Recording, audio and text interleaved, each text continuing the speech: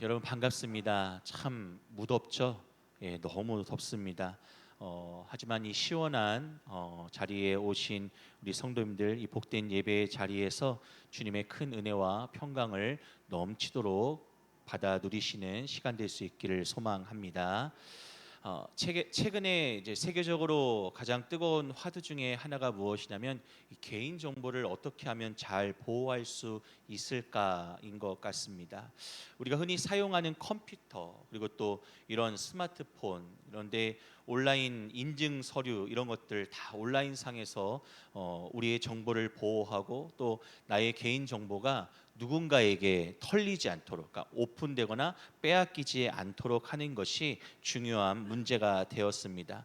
그런데 이런 정보를 빼앗아 범죄에 이용하려 하는 자들이 하는 수법 중 대표적인 것이 무엇이냐면요, 우리가 사용하는 이런 스마트폰에 악성 코드를 심는 것입니다. 아마 영화에서 이렇게 스파이들이 그 핸드폰에 악성 코드를 심어서 핸드폰에 있는 정보를 이렇게 빼 나가는 그런 장면들 보셨을 텐데, 이런 것이 영화에만 있는 것이 아니라 실제로 범죄자들이 개인 정보를 빼앗고 도용하기 위해서 핸드폰에 악성 코드를 심어서 해킹한다고 하죠. 예, 우리 핸드폰을 자신들이 마음대로 이렇게 다룰 수 있도록 합니다.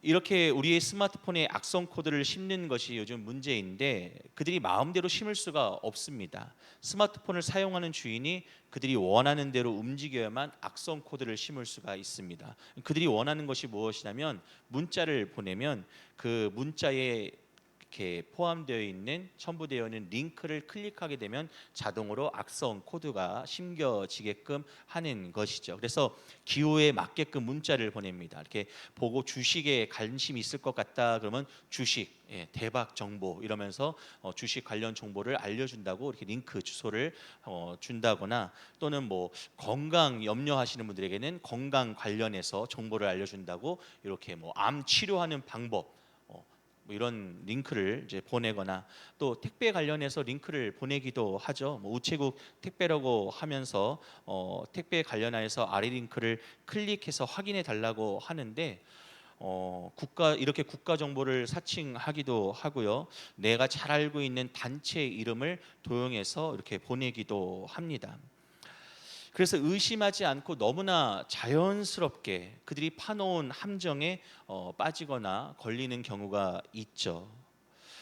얼마 전 뉴스에서 이런 사기 수법이 보도가 되었습니다. 저도 보면서 야, 이런 일이 있어? 라고 생각을 했는데요.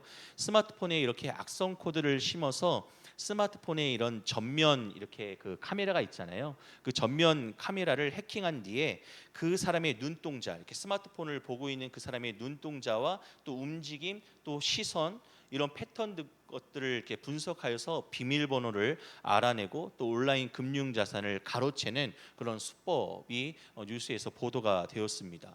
와, 그래서 그런가 이렇게 핸드폰으로 뭔가를 보면은, 또는 말을 하면은 이게 알고리즘이 쫙 연결돼 가지고 쿠팡을 열면은 나는 검색도 안 했는데 갑자기 이렇게 운동기구가 뜨고요. 검색도 안 했는데 자꾸 이렇게 닭가슴살 먹는 영상이 뜨고요. 그런 거 이렇게 의심이 들 때가 있습니다. 저도 핸드폰도 해킹을 당한 것이 아닌가라고 하는 그런 걱정이 드는데요. 아무튼 이렇게 이런 범죄가 있어서 전문가들이 이런 범죄를 미연에 방지하고 또 막기 위해서 스마트폰의 이 전면 카메라에 사용하지 않을 때는 이 카메라를 가리는 뭐 슬라이드 패치나 이렇게 여닫는 패치나 또는 스티커 이런 것들을 부착하라고 권고하기도 합니다. 그리고 나의 눈동자와 시선을 이용한 범죄를 두고 전문가들이 이렇게 말을 합니다. 당신의 눈을 지키지 못하면 모든 것을 빼앗기는 시대가 도래했습니다. 라고 이렇게 경고합니다. 참 무서운 세상입니다. 예전에는 시골에서 서울로 상경한 시골 촌 사람을 두고 서울역에서 정신 똑바로 차리지 않으면은 눈 뜨고 코베인다라고 이렇게 말을 했는데요. 이제는 나의 가장 소중한 것을 빼앗기 위해서 아무리 똑똑한 사람이라도 당할 수밖에 없도록 나의 눈을 마비시키고 공격하는 악한 자들이 주변에 있다라고 하는 것입니다.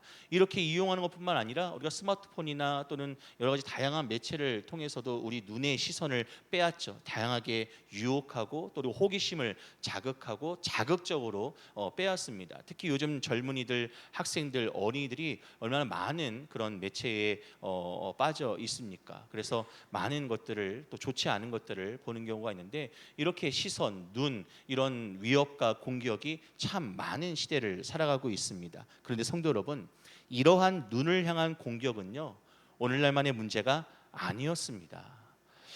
무려 3,000년 전 성경 속에서도 이와 똑같은 영적이고 물리적인 그런 공격들이 있었다라고 하는 것이죠.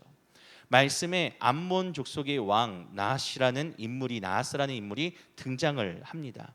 이 암몬 사람 나하스가 길르앗 야베스라고 하는 이스라엘의 성읍을 포위하고는요, 평화 조약을 맺는 대신에 정말 황당하고 잔인한 조건을 이 야베스 사람들에게 요구합니다. 무엇이냐면 바로 너희 오른쪽 눈을 다 빼야 한다라고 하는 그런 조건이었습니다. 멀쩡한 눈을 빼야만 살려주겠다라고 하는 이 절망적인 그런 위기 앞에서 이스라엘 백성들은 할 수 있는 것이 소리 높여 울기만 우는 것 말고는 할 수 있는 일이 없었습니다. 바로 그때 밭에서 소를 몰고 오던 이 한 청년이 이 소식을 듣고 거룩한 분노를 터뜨립니다. 그가 바로 이스라엘 초대왕 사울이었습니다. 오늘 말씀을 통해서요, 사울 왕을 움직였던 이 성령의 감동하심과 또 그리고 우리의 영적 오른 눈을 빼려고 위협하는 악한 세력 앞에서 우리가 어떻게 믿음으로 맞서 싸워 승리할 수 있는지 그 비결을 함께 나누고자 합니다. 자, 먼저 말씀을 보실 텐데요. 오늘 본문 1절과 2절 말씀을 보실 텐데 제가 공동 번역으로 좀 이해를 돕기 위해서 말씀을 준비했습니다. 화면을 보시고 공동 번역으로 준비한 1절, 2절 말씀 함께 읽어 보도록 하겠습니다. 1절은 제가, 2절은 여러분이 읽으실게요. 한 달쯤 지나 암몬 사람 나하스가 야베스 길르앗을 공격 포위하였다. 그러자 야베스 사람들이 나하스에게 그러지 말고 우리와 조약을 맺읍시다. 우리가 당신을 섬기겠습니다 하고 제의하였다. 그러나 암몬 사람 나하스는 조약을 맺는데 한 가지 조건이 있다. 내가 너희의 오른쪽 눈알을 빼내어 온 이스라엘을 욕보일 터인데 그래도 좋으냐 하고 퉁기었다. 네, 암몬 왕 나하스가 군대를 이끌고 길르앗 야베스를 포위하자 야베스 사람들은요, 싸워 보지도 않고 항복을 합니다. 그러지 말고 우리와 조약을 맺는 것이 어떻습니까? 우리가 당신을 섬기겠습니다. 조공을 바치겠습니다. 우리는 당신에게 종속되겠습니다라고 굴복하였습니다. 싸워 보지도 않고요. 그때 암몬 왕, 발음도 어렵네요. 암몬 왕 나하스가 정말 2절에서 뭐라고 말합니까? 내가 너희의 오른쪽 눈알을 빼내어서 온 이스라엘을 모욕하겠다라고 이렇게 잔인하게 조롱하는 말들을 퍼붓습니다. 고대 전투에서 이 오른쪽 눈이 갖는 의미가 매우 큽니다. 당시 대부분은요, 왼손에는 방패를 들고요, 그리고 오른손에는 창이나 이런 칼을 들고 싸웠습니다. 그래서 오른쪽 눈을 잃으면요, 군인들의 시선을 빼앗는 것이죠. 그리고 또 더 나아가서 오른쪽이 보이지 않으니까 어떻게 할까요? 오른쪽을 보호하기 위해서 왼손에 든 방패를 오른손에 들어야 했습니다. 그래서 그 오른쪽을 보호하면서 익숙하지도 않은 왼손으로 창이나 칼을 들고 불편하게 휘둘리면서 싸워야 했습니다. 그러니까 사실상 군인으로서 이 오른쪽 눈을 잃는다라고 하는 것은요, 전투 능력을 상실하는 것과 같았습니다. 그러니까 지금 암몬 왕 나하스가 얘기하는 것은요, 목숨만 살려줄 테니 평생토록 내 밑에서 무력하고 자유가 없는 노예로 살라라고 하는 굴욕적인 요구였다라고 하는 것이죠. 야베스 사람들이 이 무서운 위기 앞에 이래 동안 유예 기간을 구하고 온 이스라엘의 전령을 보냅니다. 우리를 도와줄 자가 어디 있는가 하면서 전령을 보내줍니다. 여기서 잠깐 이 나하스라는 이 이름의 뜻을 좀 봐야 되는데, 이 이름의 뜻이 히브리어로 뱀이라고 하는 의미를 갖고 있습니다. 뱀, 좀 더 나아가선 점을 치다, 속이다, 유혹하다라고 하는 의미를 함께 갖고 있는 것이 바로 나하스입니다. 뱀 하니까 떠오르는 사건이 있으시죠? 어떤 사건인가요? 바로 에덴 동산에서 아담과 하와를 유혹하고 속여서 죄를 짓게 만들고, 또 죄로 인하여서 모든 인류의 영적 눈을 어둡게 만든 사건입니다. 그 사탄이 나하스와 같이, 뱀과 같이 지금도 우리의 영적 오른 눈을 빼앗으려고 안달나고 호시탐탐 기회를 노리고 있다라고 하는 사실입니다. 그 사탄 마귀가 우리에게 찾아와서 이런 조건을 내미는 것입니다. 예배도 드리고 교회도 다녀라. 하지만 세상에 나갈 때는 영적인 눈, 믿음의 눈은 빼고 나가라. 그래야 세상에서 무시당하지 않고 대접받을 수 있다. 살려는 드릴게, 단 뭐예요? 오른쪽 눈은 내게 바치다라고 하는 거예요. 믿음의 눈은 바치다라고 하는 거예요. 마귀는 우리에게서 물질이나 목숨을 당장 빼앗아 가지 않습니다. 대신에 영적 분별력이라고 하는 이 오른 눈의 영적인 시선을 빼앗아서 위기가 찾아올 때 하나님을 바라보지 못하게 하고, 또 세상 환경만 보면서 두려워 떨게 만드는 것이 마귀 사탄의 목적입니다. 여러분, 혹시 우리도 지금 세상과 현실이 나에게 내미는 이 타협안을 받아들이는 대가로 나의 영적인 시력을 포기하고 하나님을 바라보는 그 믿음의 시선을 내려놓고 있지는 않는지 점검해 볼 수 있는 시간 되기를 바랍니다. 그래서 바라기는 세상과 적당히 타협하여서 육신의 안락함을 누리기보다요, 사탄의 모욕적인 제안을 단호히 거절하면서 영적 오른눈의 분별력을 끝까지 지켜내는, 내가 차라리 싸워 져서 목숨을 잃는 한이 있더라도 지금 하나님을 향한 시선을, 믿음의 시선을, 영적 분별력을 포기하지 않겠다라고 하는 그런 어떤 믿음을 끝까지 지켜내는 성숙한 성도님들 되시기를 소망합니다.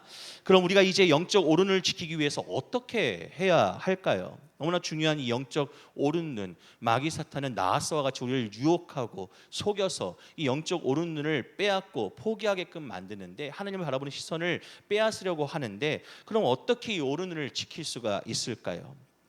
암몬 왕 나하스의 위협을 받고 있는 이 야베스의 전령들이 사울이 사는 기브아에 이르렀을 때 이 비참한 소식을 전하죠. 4절 말씀입니다. 4절 말씀 함께 읽어볼까요? 시작. 이에 전령들이 사는 기브야에 이르러 이 말을 백성에게 전하매 모든 백성이 소리를 높여 울더니. 참 안타까운 것은요, 하나님의 백성들의 모습입니다. 야베스 사람들은 싸워 보기도 전에 항복을 했고요, 나하스의 위협을 전해 들은 이스라엘 온 백성들은 절망 가운데 소리 높여서 울기만 할 뿐이었습니다. 그때 마침 밭에서 소를 몰고 오던 사울이, 아니 지난 오후 시간에, 주일 오후 예배 시간에 사울 왕 제비 뽑아서 이 사울이 왕이 되지 않았습니까? 지금 보따리 뒤에 숨어 있다가 나오지 않았습니까? 자신을 반대하는 사람도 있었지만 잠잠하지 않았습니까? 담대하게 서서 주님을 바라보지 않았습니까? 근데 아직도 소를 끌고 있습니까? 라고 하실 텐데요, 아직 그 과정 가운데 있습니다. 사울은 이 시간을 통하여서 진정한 왕으로 세움받게 됩니다. 너무 조급하게 생각하지 마시고요, 그 과정을 한번 따라 보도록 하겠습니다. 이때 아직도 소를 몰고 오던 사울, 왕으로 뽑히기 전에는 집 나간 양들을 찾아 나서고 이제는 소를 치고 있습니다.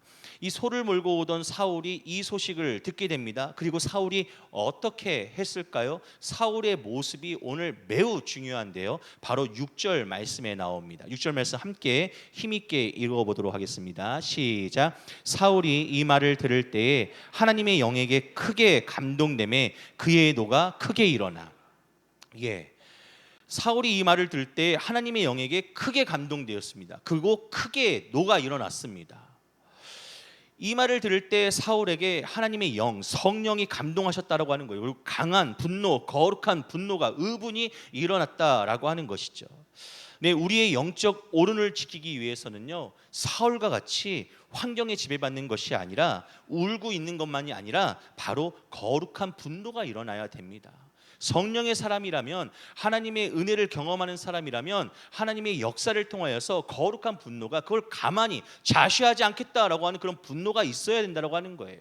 악한 세력이 찾아와서 우리의 시선을 빼앗고서 할 때, 우리의 환경을 주장해서 우리를 속이고 우리를 유혹하고 우리를 하나님을 향한 그 믿음의 자리에서 넘어지고 빼앗고 뒤로 가게 하려고 할 때, 우리는 하나님의 영에 감동되어서 거룩한 분노가, 이렇게 있어서는 안 되겠다, 이럴 수는 없다라고 하는 분노가 일어나야 한다는 것입니다.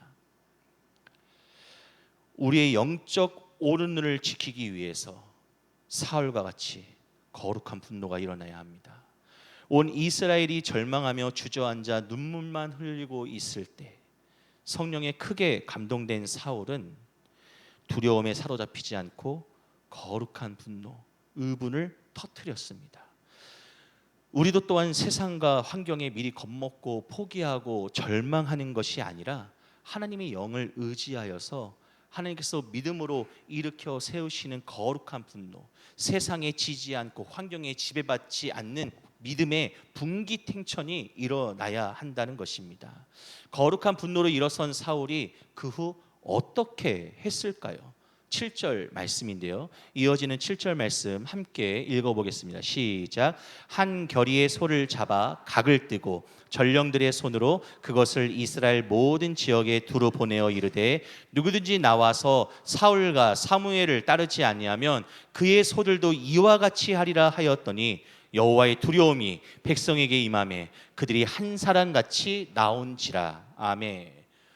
결의는 짝을 지은 소 한 쌍을 의미합니다. 그러니까 지금 사울이 즉시 자기가 몰고 오던 소 한 마리요? 아니요. 결이니까 소 두 마리, 한 마리도 아니라 두 마리 모두를 다 잡아서 각을 뜹니다. 그리고 그 고기 조각들을 이스라엘 모든 지파로 다 보내면서 사명과 연합을 촉구합니다. 그때 뭐라고 말하나요? 누구든지 나와서 사울과 사무엘을 따르지 않으면 야, 너희들의 소들도 다 가서 내가 이렇게 만들 거야, 다 죽여버리겠다라고 하는 것입니다. 그러니까 지금 뭐예요? 소 키울 때가 아니다라고 하는 거예요.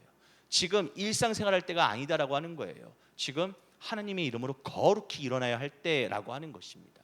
이스라엘을 대적하고 하나님을 멸시하고 조롱하는 영적 오른 눈을 빼앗고자 나선 이 암몬과 나와스를 바로 우리가 나가서 거룩하게 무찔러야 된다라고 촉구하고 있는 것입니다. 그러자 놀라운 일이 일어납니다. 7절 하반절 말씀 한번 보시죠. 7절 하반절에 뭐라고 나오나요? 여호와의 두려움이 백성에게 임하매 그들이 한 사람과 같이 나온지라. 이제 이스라엘 백성들이 암몬에 나왔어. 세상과 환경을 두려워하는 것이 아니라 여호와를 두려워하기 시작했다라고 하는 것입니다. 그래야죠. 믿는 사람이라면 응당 세상이 두려운 것이 아니라 하나님을 경외하고 하나님을 두려워할 줄 알아야 합니다. 이것이 믿음 아니겠습니까? 나하스와 나하스와 같은 이 환경이 우리를 윽박지르고 또 절망하게 만들고 두려워하게 만들고 있는데, 이스라엘이 그들의 영적 오른 눈을 들어서 여호와 하나님을 바라보기 시작했다라고 하는 것입니다. 암몬 왕 나하스는 이들의 오른 눈을 빼앗고자 했지만 이들은 이 기회를 통하여서 하나님을, 자신들의 가장 일생의 중요한 이 시선을 하나님을 향하여서 고정하기 시작했습니다. 그런 의미에서 여러분, 믿음의 반대말이 무엇인지 아시나요? 우리가 믿음의 반대말 그러면은 그냥 흔히 불신앙 이렇게 생각할 수가 있는데요. 아닙니다. 믿음의 반대말은요, 두려움입니다. 두려움. 베드로가 풍랑 가운데에서 이 바다 위를 걸어오시는 예수님을 쫓아서 믿음으로 물 위를 걸었습니다. 하지만 베드로가 예수님을 향한 시선, 이 시선을 자신을 위협하는 파도, 풍랑, 이 바람에 빼앗겼을 때 두려움이 몰려왔습니다. 그리고 물속으로 꼬르륵 빠집니다. 그런 베드로에게 예수님께서 뭐라고 말씀하시냐면 믿음이 작은 자여 왜 의심하였느냐. 베드로가 예수님을 향한 시선을 빼앗겼을 때 그는 두려웠습니다. 그리고 의심했습니다. 우리가 이와 같이 주님이 아닌 세상과 환경을 바라보면 두려움뿐입니다. 하지만 우리 영적 오른 눈을 주님을 향하여서 고정하면, 주님을 바라보면 믿음과 소망과 담대함이 샘솟듯 일어나는 줄로 믿으시기를 바랍니다. 우리가 믿는다 하면 누구를 바라봐야 돼요? 예수님을, 하나님을, 주님을 바라봐야 됩니다. 바라본다라고 하는 것은, 시선을 고정하고 있다라고 하는 것은 전적으로 신뢰하고 의지하는 것을 의미하는 것이죠.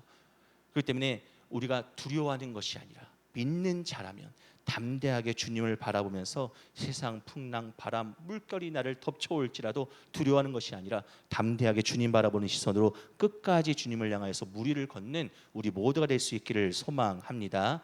그렇습니다. 성령이 임하면 두려움의 눈물은 승리의 용기로 변할 수가 있습니다.